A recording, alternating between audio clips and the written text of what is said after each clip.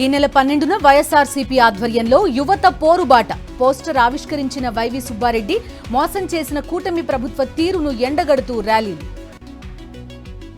రాష్ట్రంలో విద్యార్థుల పరిస్థితి అగమ్యగోచరంగా ఉంది. నిరుద్యోగ భృతి పేరుతో యువతను మోసం చేశారు. వైఎస్ జగన్ హయాంలో 17 మెడికల్ కాలేజీలు వచ్చాయన్న వైవి సుబ్బారెడ్డి. ప్రజాభవన్లో కొనసాగుతున్న ఎంపీల సమావేశం. హాజరైన MIM MP Asaduddin Owaisi. Deputy CM Bhatti విక్రమార్కకు కిషన్ రెడ్డి లేఖ. ఎంపీల భేటీపై పార్టీలో చర్చించుకునే సమయం లేదు. పార్టీ కార్యక్రమాల కారణంగా హాజరు కాలేమన్న కిషన్ రెడ్డి. మహిళా శక్తి అంటే ప్రసంగాలకే పరిమితమా?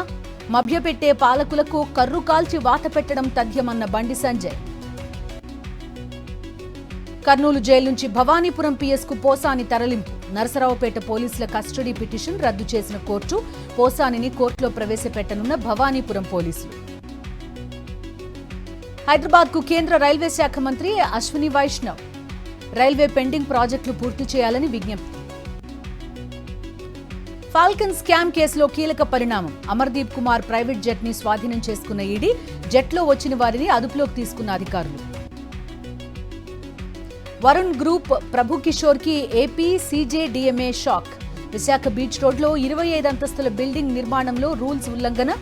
నీటి బోరు తవ్వకాలలో నిబంధనలు పాటించకపోవడంపై నివేదిక ఇవ్వాలన్న కలెక్టర్. తెలంగాణ భవన్లో విమెన్స్ డే వేడుకలు. కేక్ కట్ చేసి సంబరాలు చేసుకున్న ఎమ్మెల్సీ కవిత.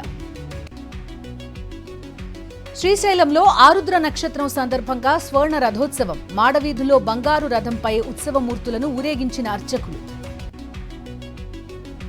ఛత్తీస్గఢ్ సుక్మా జిల్లాలో మావోయిస్టు ప్రాంతాల్లో అభివృద్ధి పనులు. హిడ్మా గ్రామంలో రహదారుల నిర్మాణం.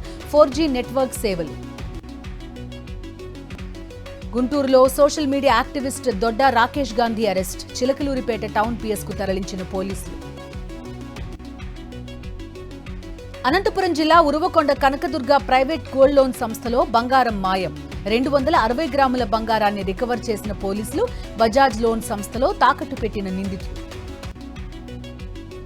మహబూబ్ నగర్ జిల్లా నస్రుల్లాబాద్ లో రేషన్ బియ్యం పట్టివేత. బొలెరో వాహనంలో తరలిస్తున్న 25 క్వింటాళ్ల బియ్యం సీజ్. గుజరాత్ లో ప్రధాని నరేంద్ర మోదీ పర్యటన. మహిళా పోలీసులతో భారీ భద్రత. రేపు ఛాంపియన్స్ ట్రోఫీ ఫైనల్ మ్యాచ్. ఫైనల్లో తలపడనున్న భారత్ న్యూజిలాండ్. రేపు దుబాయ్ వేదికగా మధ్యాహ్నం కీలక పోరు.